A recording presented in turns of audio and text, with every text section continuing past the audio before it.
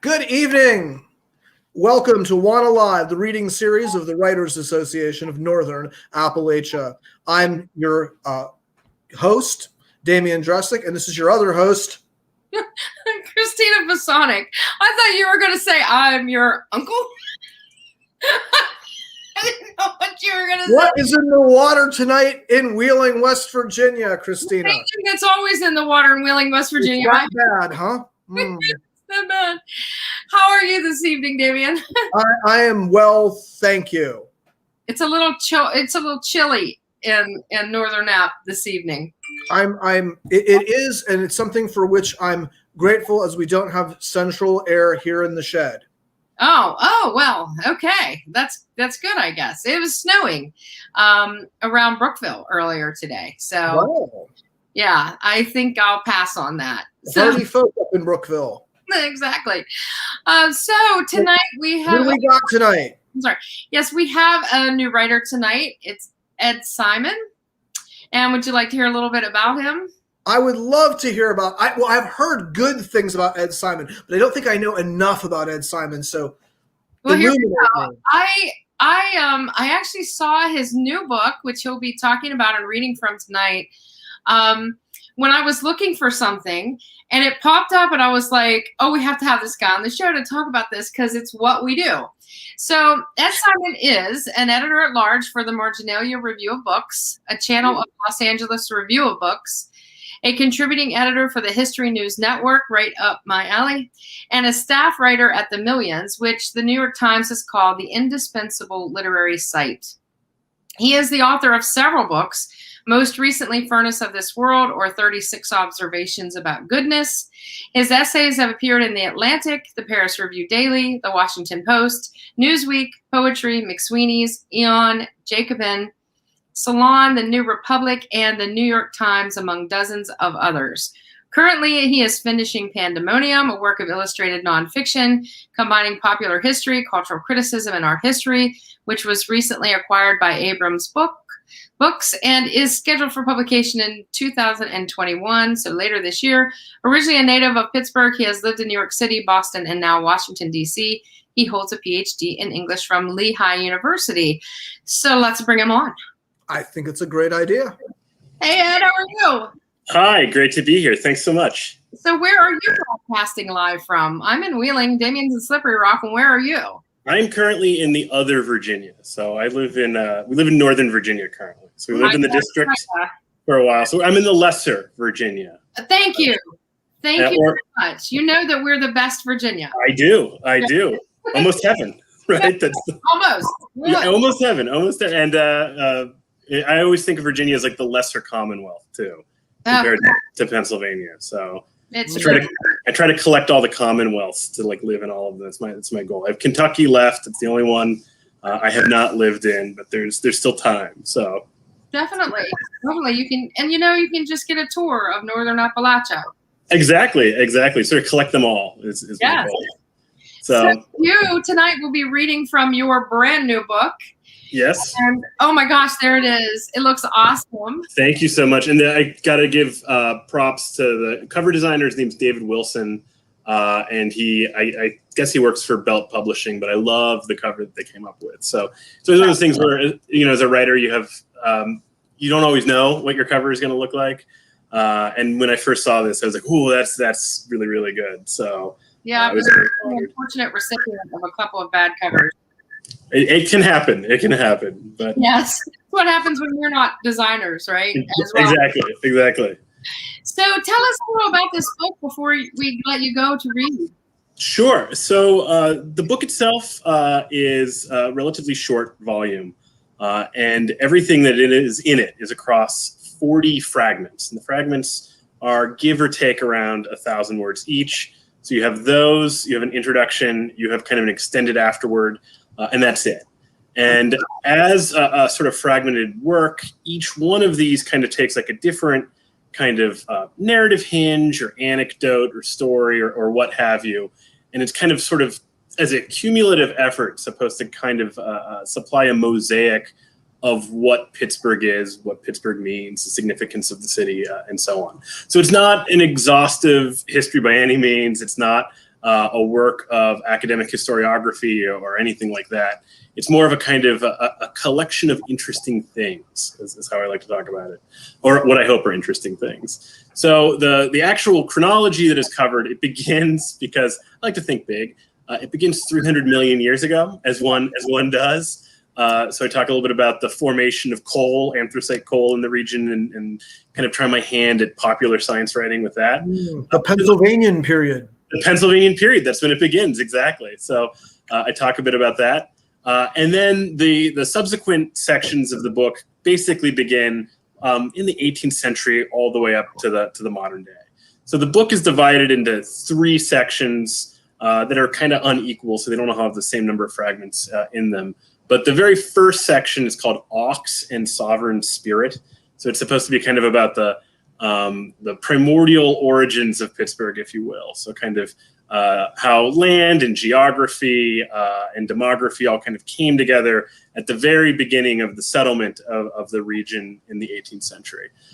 So what I'll be reading for tonight, since this is the Writers Association of Northern Appalachia, is one of the chapters from that first section, and it is about kind of very broadly Pittsburgh's Appalachian identity. I think that might be something interesting to talk about. Choice. So we are going to disappear, and we will be back after you're finished reading. Okay, excellent. Thanks so much. Okay, and so the year for this is 1769, and the title of the chapter is The Ill-Fated Vandalia Colony. Pittsburgh was the first metropolis of the Appalachian frontier. So much of American regional identity was shaped by historical events in the subsequent century, but divisions between North and South, East and West, were not intrinsic, born rather from arbitrary distinctions that could shift. Pittsburgh was a relative latecomer in the history of early American colonization. Maybe it would be more accurate to say that Pittsburgh is among the oldest new places, the first of the westward settlements that would eventually stretch to the Pacific. More than a century separates Fort Pitt from Jamestown, New Amsterdam, and Boston. Even Philadelphia is almost 100 years older. As Fort Pitt transformed into Pittsburgh, her reputation as the gateway to the West was earned in economic importance and ambiguous geography as well. Such is the uncertainty of the frontier. It rejects the certainty of the border in favor of an ever-shifting and expanding field. Historian Frederick Jackson Turner, in his classic 1893 essay, The Significance of the Frontier in American History, claimed that this was a country defined by coarseness and strength combined with acuteness and inquisitiveness, the domain of a restless, nervous energy, that dominant individualism working for good and evil, an exuberance which comes with freedom. No contemporary American metropolis exists at the confluence of 3 major geographic regions. Technically in the Northeast, often thought of as Midwestern, and only a few clicks above the Mason-Dixon line. Northeast, Midwest, and the South are all arbitrary constructions, having little to do with hill and mountain, stream and river. What would be more accurate is to understand that Pittsburgh was, and always has been, Appalachian. In the late 18th century, no settlement of English speakers had a higher population in the Appalachians, and that remains true. Pittsburgh radically differed from Puritan Boston, Dutch Reformed New York, Quaker Philadelphia, and Anglican Jamestown. Those whom initially settled Pittsburgh were from the northern English Midlands, the Scottish Lowlands, and Ulster. Here, the English, Scots, and Scots-Irish found a terrain that in hill and green dale reminded them of those places from which they had come, and they exported with them their low church Presbyterian faith. Calvinist Presbyterianism marked Western Pennsylvania, as sure as the traditionalist Anglicans of the South, the radical Quakers of the East, or the staid Puritans of the North affected their respective regions. For the inheritors of Penn's utopian vision in Philadelphia, the battle-hardened Scots and Scots-Irish provided a convenient means of fighting the Indians and French, Presbyterianism having no pacifist inclinations in need of sublimation. Historian David Hackett Fisher in Albion's Seed, 4 British Folkways in America, argues that regional identity indelibly marked the English, Scottish, and Irish settlers to their respective areas. Just as New England's character was supposedly shaped by Yankee values of thrift and simplicity, where the South was affected by the cavalier ethos of tradition and leisure, so Fisher claims that Scottish Presbyterianism gave the Appalachians, on either side of the Mason-Dixon line, their own distinct identity. Fisher writes of these immigrants that the speech of these people was English, but they spoke with a lilting cadence that rang strangely in the ear. Many were desperately poor, but even in their poverty, they carried themselves with a fierce and stubborn pride that warned others to treat them with respect. No doubt that description is one that many contemporary Pittsburghers would be attracted to, even as most of our ancestors aren't from Manchester, Glasgow, or Ulster, but rather Dublin, Frankfurt, Hamburg, Naples, Warsaw, Krakow, Budapest, and Prague, not to mention from Richmond, Charleston, and Montgomery. Despite Fisher's merits, it's important not to overly reduce and essentialize. After all, inhabitants of Boston and Philadelphia probably see themselves as having a fierce and stubborn pride as well. Nevertheless, there's a merit to understanding that Pittsburgh isn't Plymouth.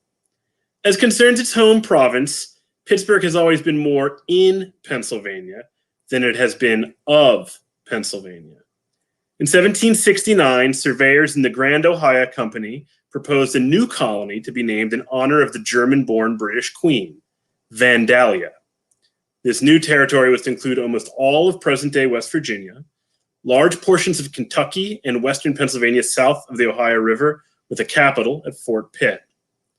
Less than a decade later, and inspired by the ideals of the Revolution in 1776, the yeoman farmers of Allegheny proposed a new state called Westlvania, a sister colony in the 14th province of the American Confederacy, so that the said country be constituted and declared and acknowledged a separate, distinct, and independent province and government. That Vandalia failed, that it isn't real, underscores the contingencies of geography. That Westlvania was never recognized should be no impediment to acknowledging its existence. Thank you.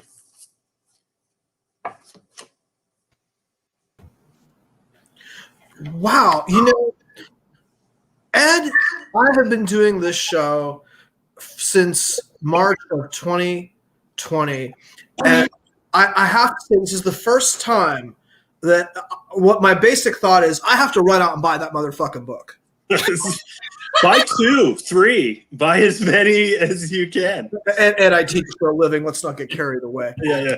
But no, that is just absolute. That was some compelling work. Oh, thank you so much. Thank you. I appreciate that. And I obviously really loved it because I've already, based on what I've read, assigned it for the fall.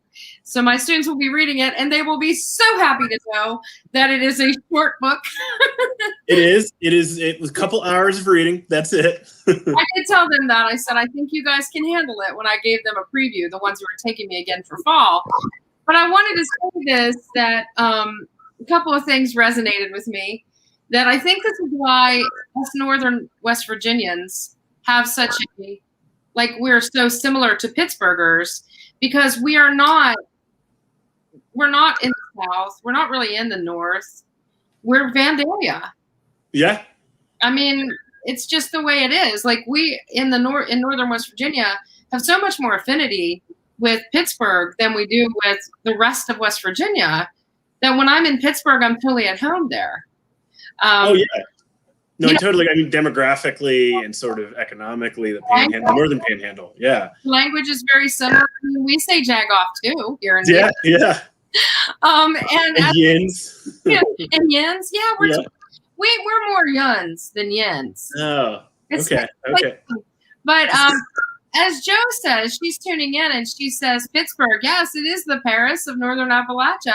It's the biggest city in Northern Appalachia. I believe it's the biggest city in all of Appalachia. Period. Yeah, it is. Yeah. By like leaps and bounds, I think it's like Pittsburgh's not anymore the biggest city in many categories, but sort of from the however long the whole mountain range is, and it's long. I don't think there's any county that has a higher population than Allegheny County, which is sort of, I think, I love that phrase, Paris of Appalachia. I actually was in an essay that came out last week that I wrote for Lit Hub that was written in part to promote the book. And they quote Brian O'Neill, who's a Pittsburgh Post-Gazette columnist, wrote a great book of essays called The Paris of Appalachia. I love that book. It's a great book. And one of the things he argues in it is, Pittsburghers historically have kind of unjustly blanched at that kind of phrase. And he says, well, there's a truth to it. We kind of run away from it. I remember when I used to hear that as kind of a joke or whatever, when I was outside of Pittsburgh, I'd go, but Pittsburgh's in the Allegheny Mountains, as if the Allegheny Mountains are not part of the Appalachian Mountain. You know what I mean? And I think, yeah. And in this sort of way in which, it's a complicated and interesting identity, I think it's definitely, I agree with O'Neill that I think there's something worth being proud of in that and reclaiming that and thinking about what that might mean. And how, Pittsburgh being in the Appalachians complicates our understanding of the Appalachians, and Pittsburgh being in the Appalachians complicates our understanding of Pittsburgh broadly. For sure. No, I love the idea of it being, firstly, in Pennsylvania, but not of Pennsylvania. Mm-hmm. And this idea also of the oldest of the new places. When you were talking about Jackson Turner, it reminded me a lot of Richard Slotkin and like the generation through violence and the settlement and the frontier and how that works psychologically. Yeah, absolutely. You will be happy to know that Slotkin is mentioned in the book as well. See, I knew I needed to get that book. Yep. Slotkin is one of those, in thinking about kind of the violence of the frontier as well, right? I mean, it's not always a cheery book in a lot of ways, and it's a bloody history. So frontier is it's a fraught idea, right? Because it involves displacement. It involves very literally, removal of people, ethnic cleansing, bluntly. So it's a difficult history in a lot of ways. But I do think this kind of way of thinking about Pittsburgh as the oldest of new places is important as well. There's that kind of tendency whereby the further west you go in the United States, seemingly the newer things become, which is, of course, ignores the fact that on the West Coast you had Spanish settlements in the 16th century and so on. But in the sort of Anglo-American triumphalist understanding of self, there's this kind of like, Chicago is newer than Pittsburgh, and then, Los Angeles is newer than Chicago or whatever, that kind of thing. So thinking about how Pittsburgh kind of relates to these places that are much older than it in a lot of ways, Boston, Philadelphia, they have more than 100 years on Pittsburgh. So kind of the ways in which Pittsburgh's history is not an Eastern history in the same way, even though it's technically in the Northeast, I suppose. Right. Can you tell us about the other sections of the book people might encounter? I'm sorry, what did you say? Sure. Can you tell us about some of the other sections of the book people might encounter? What are some of the other things that you thought, hey, I need to talk about this? Yeah, absolutely. So I sort of, the way in which I organized the book in these sort of broad threes, they all draw their title from a poem by a Pittsburgh poet named Jack Gilbert. Absolutely fantastic poet. Was from East Liberty, right in the middle of the city. Was very illustrious maybe 50, 60 years ago. He'd won like the Yale Younger Poets Prize. And then he kind of unjustly faded into obscurity. But he has a beautiful, and there's been sort of a resurgence of interest in him more recently. There's a beautiful poem called Searching for Pittsburgh. And so I took lines from that poem to sort of title each of the sections. So this first one is called Part 1, Ox and Sovereign Spirit. And the subtitle is Land, People, and Beginnings. And that's the one that begins in the Pennsylvanian era and then goes up to 1799. And that's about a third of the book. The second part is called City of Brick and Tired Wood. So that's about industry, labor, and growth. And that's basically the 19th century. And then the final section is called A Consequence of America, Rise, Fall, and Reinvention. And that goes 1900 to the modern day. So what I had to do when I was kind of putting the book together, especially as a Pittsburgher, is you have this kind of tension between what you have to include to kind of like keep your credibility as a Pittsburgher alive. Like, the Steelers have to be in this, and they are. There's not a lot about the Steelers, but the Immaculate Reception, it gets a chapter. There's a whole chapter on the Immaculate Reception. There's a whole chapter in Bill Mazeroski's 1960 Game 7 World Series game-winning home run. That's in there. And I tried to sort of mix in some of the characters that we associate with the city. So Andy Warhol has a chapter. August Wilson has a chapter. Rachel Carson has a chapter. I did want to have a sizable presence. I wanted most of the book to be earlier history because I think that's stuff that can be kind of ignored. And in my own academic training, I studied early American literature, so I was kind of naturally, I guess, congruent with that. So I read about the foundation of Fort Pitt. I read about the French and Indian War. I read about the Whiskey Rebellion. The 19th century chapters obviously focuses a lot on industry and labor. I just actually had a piece, if people are interested, on the 1877 railroad strike. So I talk about that in relation to kind of the formation of the American labor movement. Henry Clay Frick, Andrew Carnegie, all of those kind of characters make their appearance. That is awesome stuff. I cannot wait to teach this because, asking students to read a textbook on Pittsburgh history or Southwestern Pennsylvania history or whatever is completely unappealing. And I don't teach. I'm not a history teacher. I just dabble in it. And I use it in my classes for other reasons. But to have them read pieces like your book that are in sections that form that, that's really what history is. It is a mosaic. It's not a linear narrative. And when you were talking about how, the sort of movement of history to the West and all this newness, well, Wheeling was the gateway to the West before Pittsburgh ever was. Yeah, no, absolutely. At one point, Wheeling was bigger than Pittsburgh. So that's true. That is true. Knowing that I think will help them understand how to put their own narratives about history in a context. And that's what I'm looking for, is a context, not a complete narrative, but a complete context. This is awesome. Well, one of the things too that I think I realized this as I was writing the book, but the major argument that I've had is that writing a history of Pittsburgh is fundamentally writing a history of America, right? And I think that there's something that's prototypically American about Pittsburgh's story.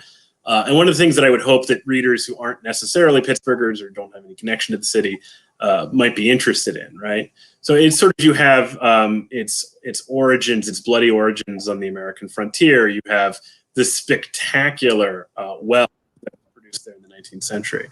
The amount of wealth that Andrew Carnegie sort of compiled or gathered through the exploitation of his workers was astounding. I think probably adjusted for inflation, you could buy Jeff Bezos several times over, right?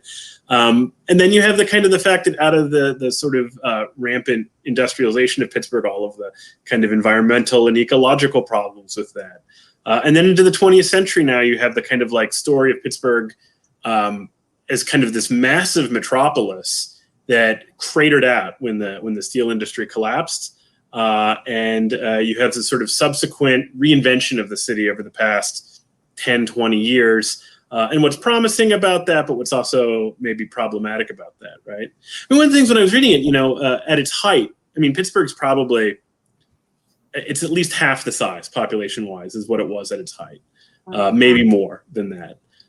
And when it was at its largest, it was, I think, the 7th or 8th largest city in the United States.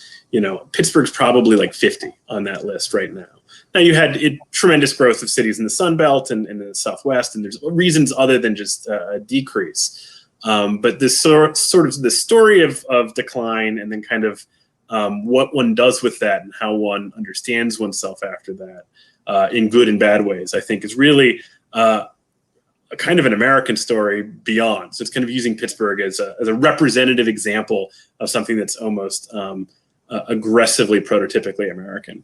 Well, and being a Pittsburgher at the height of the steel industry is different than being a Pittsburgher after the Wolves came, right? After the Wolves came and the industry collapsed. Identifying as a Pittsburgher in those different times, you're a different person, really.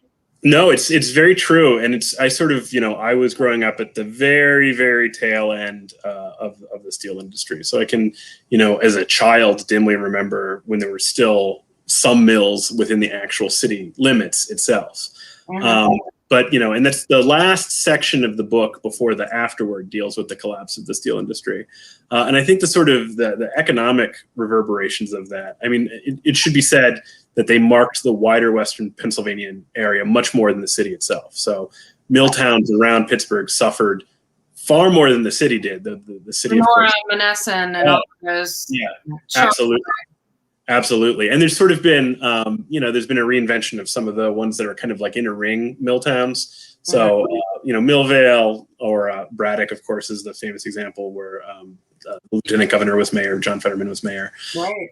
And sort of, and also the kind of sense of Pittsburgh identity, because the kind of blue collar shot and beer town thing is still very much, I think, what the mass media kind of plays to. And there's obviously elements of truth in it, but it's more complicated than that as well. Sure. Well, this was so much fun and fascinating, and I hope to see you in my class this fall. I would love to, and I'd love to actually be there, not in That would be fantastic. Yeah. Much preferred.